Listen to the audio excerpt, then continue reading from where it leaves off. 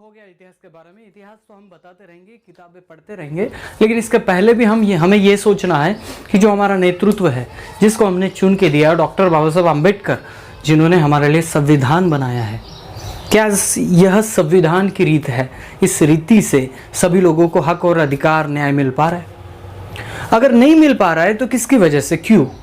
ये सभी बातें आज की वीडियो में चलते हैं। पहले मैं बात करूंगा माननीय पंतप्रधान मोदी साहब की। इस प्रधानमंत्री कारकिर्दी में अगर हम आदिवासियों की बात करें, यहाँ के ट्राइबल लोगों की बात करें, इंडिजिनस पीपल की बात करें, तो ऐसा कोई भी काम नहीं है जो आदिवासियों के बारे में किया गया हो।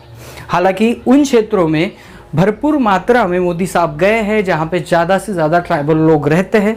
उन्होंने वहाँ पे उनकी भाषा भी उस रेस्पेक्ट से बोलने की कोशिश की है, लेकिन हमारे आदिवासी लोगों को ये तक समझ में नहीं आया कि आजकल ऐसी कौन सी स्कीम आ रही है, ऐसा कौन सा केंद्रीय सरकार ने बना दिया है जहाँ से आदिवासी फ़ायदा ले सके।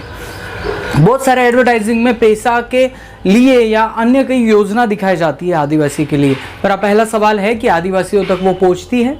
क्या आदिवासी उस योजना को समझ पाता है, या सिर्फ और सिर्फ ऐसे ही बना है आदिवासी की यूज़ किया जाए और छोड़ दिया जाए? सभी जो युवक हैं उनको निवेदन है कि आप इस वीडियो को पूरा देखें, क्योंकि इस वीडियो में क्या क्या हुआ और क्या क्या नहीं, ये भी आपको बताया जाएगा। पहला पॉइंट मैं लेता हूँ, यहाँ पे चल रही है धर्म कोड की बात, धर्म कॉलम की बात।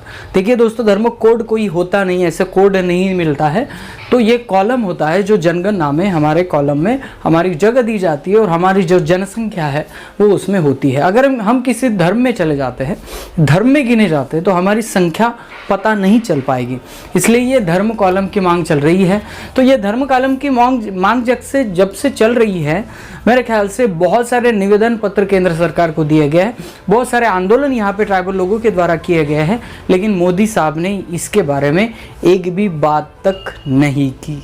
और दोस्तों, यह जो अन्याय हुआ है बाकी धर्मों के साथ नहीं हुआ है, सिर्फ आदिवासियों के साथ हुआ है। क्योंकि आज़ादी के पहले यहाँ पे एक कॉलम था जो अबोरिजिन ट्राइब करके यहाँ पे हमारी जनसंख्या होती थी। आज़ादी के बाद ऐसा क्या हुआ, ऐसा क्या पारित हुआ, ये नेता लोगों ने कभी भी बताया नहीं।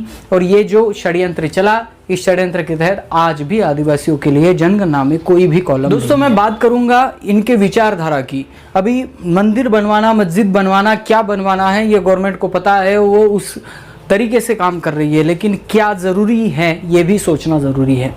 यहाँ पे आदिवासियों के धार्मिकता पर सवाल उठ रहे हैं।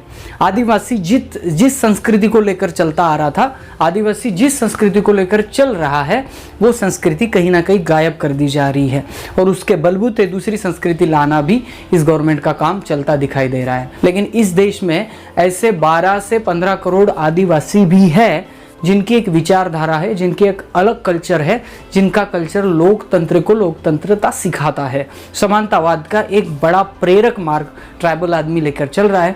तो उसके संस्कृति जतन के लिए आपके पास क्या प्रावधान है, आप क्या कर सकते हैं, ये भी यहाँ की किसी मंत्रियों ने हमें बताया। दोस्तों, तीसरी एक महत्वपूर्ण बात है कि जब से आज़ादी हुई तब आज आदिवासी आदमी भी इस आशा से इस गवर्नमेंट की तरफ देखता है कि कभी ना कभी या इस देश का आदमी आदिवासियों की तरफ देखने का नज़रिया बदलेगा।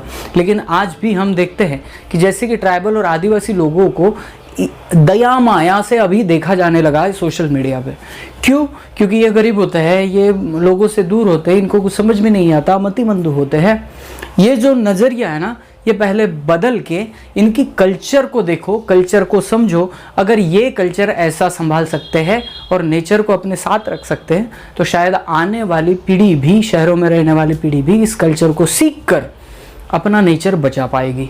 तो लोगों का जो नज़रिया है कि आदिवासी यार बैकवर्ड एरिया, आदिवासी यार बैकवर्ड एरिया, ये नज़रिया भी चेंज होना चाहिए। क्या इसके लिए सरकार, क्या इसके लिए गवर्नमेंट कोई प्रयास कर रही है? अगला पॉइंट आता है बेरोजगारी का। जी हाँ दोस्तों, बेरोजगारी मैं आपको सीधे तौर पर बता दूं कि यहाँ पे जो भी बड़ी बड़ी फैक्ट्रियाँ बनी हैं, बड़े बड़े स्टैचू ऑफ यूनिटी की बात कर लीजिए आप, या कोई सरदार सरोवर डैम की बात कर लीजिए, यहाँ पे ज़्यादा से ज़्यादा क्षेत्र आदिवासियों का गया है और आदिवासियों को उस क्षेत्र से हटाया गया है। उसके बाद पूछा गया कि क्या आपको उसका मुआवजा मिला, तो आज भी ऐसे कई आदिवासी जिनको मुआवजा नहीं मिला। स्टैचू ऑफ यूनिटी की बात ले लो, किसी टाइगर जोन की बात ले लो या किसी भी क्षेत्र फैक्ट्री के बारे में देख लो, जो उद्योगपति है उनको तो फैक्ट्री चलाने के लिए मिल जाता है, लेकिन आदिवासियों की जो ज़मीन जाती है वो ज़मीन का मुआवजा भी उस आदिवासियों को मिलता नहीं है और आदिवासी वो बेघर हो जाते। इसी कारण से ज़्यादा से ज़्यादा बेरोजगार बढ़ी है। बेरोजगारी का फ़ायदा ये पार्टी के लोग उठाते हैं, हमारे बच्चों को गुमराह करते हैं, झंडे पकड़वाते हैं, दंगे करवाते हैं, जिसमें हमारा बच्चा अंदर हो जाता है, जिसको इस विचारधारा से कोई भी लेना देना नहीं है।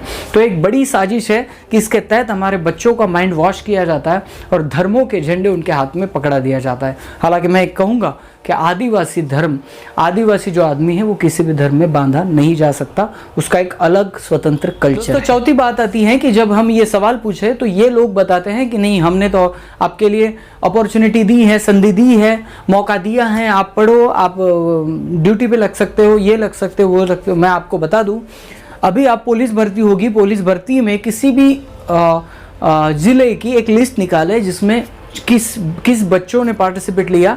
मैं आपको बता देता हूँ 30% से ज़्यादा आदिवासी बच्चे वहाँ पे दौड़ते हैं, लेकिन बात ये होती है कि उन आदिवासी बच्चों को नौकरियाँ मिलती हैं जो बोगस प्रमाण पत्र बनाए हुए हैं।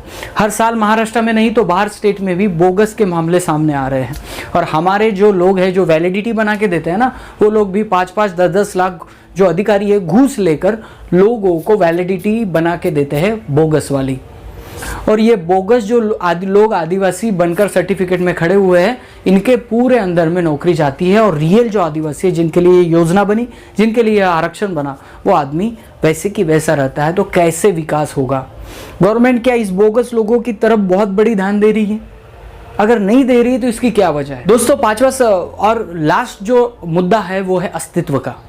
दोस्तों देखिए, आज की भीड़ में मेरा धर्म बड़ा और मेरी विचारधारा बड़ी, ऐसे लोगों का कहना है।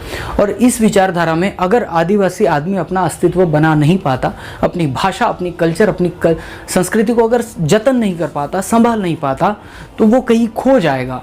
और इस खो जाने का एक बहुत बड़ा डर ये है कि इस देश का जो प्राचीन इतिहास है, जिसे हम प्रागैतिहासिक इतिहास कहते हैं, पुराण पाषाण युग कहते हैं, वो भी मिट जाएगा। क्योंकि आदिवासी कल्चर ही आपको बता सकता है कि नेचर के साथ जीना कैसे है।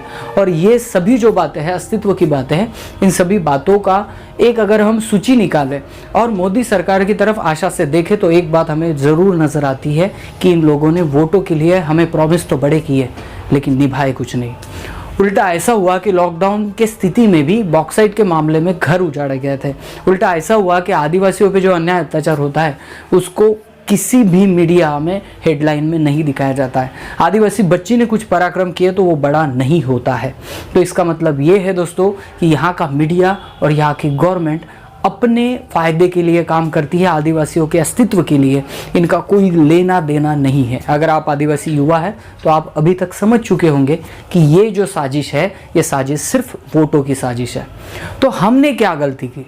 हमारे एरिया में जो भी चुन के आता है, क्या हम उससे सवाल पूछ सकते हैं, पूछ पाते हैं कि हमने आपको वोट दिया तो आप हमारे काम करते क्यों नहीं? अगर गवर्नमेंट आदिवासियों का भला चाहती है तो उस एरिया में पैसा और अनुसूचित 5वीं अनुसूची के तहत जो कानून आता है वो लागू क्यों नहीं होता? आदिवासियों के लिए जो 5वीं अनुसूची के लिए जिन लोगों ने आवाज़ें उठाई, उन लोगों को क्यों जेल में बंद किया जाता है? ऐसे अनेक तरह के सवाल आज पड़े हैं और दुनिया देख रही है कि कहीं पे सुशांत सिंह राजपूत क्या होता है, कंगना ट्वीट क्या करती है और अलग अलग तरह के प्रोपेगेंडे हमें नज़र आते हैं। लेकिन इन प्रोपेगेंडे में किसी आदिवासी इंसान को पद्मश्री मिला, ये बात कोने में पड़ी रह जाती है। हमारे आदिवासी लोगों ने जो पराक्रम किए उनकी गाथा कभी भी दोहराई नहीं जाती। सिर्फ आपके वोटों के लिए आपके मंच पे जो राजकारणी आदमी आता है वो आपके आदर्शों वीरों का नाम इसलिए लेता है क्योंकि उसको वोटों की राजनीति करनी है। आदिवासी कल्चर से किसी का लेना देना नहीं है। अगर ऐसा होता तो यूएनओ ने जो आदिवासियों के लिए हक और अधिकार की सूची दी है उसका पालन इस देश में होता, लेकिन ऐसा कुछ नहीं है दोस्तों। तो फिर एक बात आती है कि अगर गवर्नमेंट इस बात को ध्यान में नहीं रख रहा है तो हमें क्या करना पड़ेगा? पहली बात है दोस्तों, सबसे पहले अगर किसी सरकार को समझाना है कि आदिवासी क्या है तो उसके पहले हमें समझना है कि हम क्या है। और इसके लिए ये भी समझना है कि ये लोकतंत्र चलता कैसे है, लोकतंत्र के मार्फत हम अपने काम वर्क कैसे कर सकते हैं। राज्य घटना है तो इसको कैसे हम संभाल सकते हैं। अगर ये बातें आपको समझ में आए तो आपको लोकतंत्र को समझना पड़ेगा, सीखना पड़ेगा, कैसी ये लोग नीति अपनाते हैं वो भी करना पड़ेगा। आज का काल ये नहीं है कि एकलव्य के सामने गुरु द्रोणाचार्य गए और गुरु दक्षिणा मांगे और उन्होंने अपना अंगूठा काट के दे दिया। आज अंगूठा काट के देने वाला समय बिल्कुल नहीं है। उसी अंगूठे से जो हमने ज्ञान पाया है उस ज्ञान का प्रदर्शन करना भी बहुत ज़रूरी है। तो सबसे पहले दोस्तों अपने परिवार में जो भी है, कोई भी है, ज़्यादा से ज़्यादा उसको पढ़ाने की कोशिश करें, ज़्यादा से ज़्यादा व्यवहारिक ज्ञान, इतिहास को पढ़ने की कोशिश करें। जब आप इतिहास पढ़ने चले जाओगे आपको कल्चर समझ में आएगा, अपने लोगों की सिस्टम समझ में आएगी, तो हो सकता है आने वाले कुछ दिनों में हमारे युवा आवाज़ भी उठाएंगे। तो सभी को निवेदन है, सभी युवकों को निवेदन है दोस्तों, देखिए आपको गुमराह करने वाले बहुत लोग मिलेंगे जो कहेंगे मैं आपके लिए ये करूँगा वो करूँगा। समझिए, जो आदिवासी कल्चर को डीपली समझ पाता है ना, उसको समझती है इनकी समस्या है। बाकी लोग बाहर से चिल्ला के कुछ नहीं होने वाला। इतिहास में जो हमारे लोग हैं, जो हमारे पुरखाओं ने काम किया है, उसको दास दस्यु पिशाच करके जबरदस्ती इतिहास में डाला गया है और विलेन करके देखा गया है। आज भी आदिवासी इंसान महिषासुर और रावण को पूछता है, लेकिन बाकी समाज महिषासुर और रावण को विलेन मानता है। क्या बात है ऐसी इतिहास की, इस पे भी रिसर्च होना ज़रूरी है। सबसे ज़्यादा जो युवा लोग हैं वो आगे आना चाहिए, उन्होंने इतिहास पढ़ना चाहिए और अपने अपने क्षेत्र में एक एक कदम उठाना चाहिए। अगर सरकार पे डिफेंड रहोगे तो सरकार ने पहले ही आपको कह दिया है कि आत्मनिर्भर बनना है। तो एक बात ज़रूर ध्यान में रखिए, खुद के भरोसे समाज को हम कैसे एक नई दिशा दिला सकेंगे इसके बारे में सोचना है और समाज को सच्चाई की राह पर ले जाना है। यही हमारा एक मैसेज है। तो दोस्तों आज की वीडियो में एक ही जो लोग कहते हैं कि नहीं हमारे सरकार बहुत अच्छी कर रही है, तो आदिवासियों के लिए क्या किए, ऐसे 5 काम मुझे कमेंट में बताइए, मैं भी आपको मानूंगा। तो दोस्तों वीडियो अगर पसंद आए तो लाइक शेयर कमेंट कर देना। मिलते हैं अगले वीडियो अगले टॉपिक के साथ। तब तक के लिए जय सेवा, जय जोहार, जय आदिवासी, जय गुणवाना, जय भीम।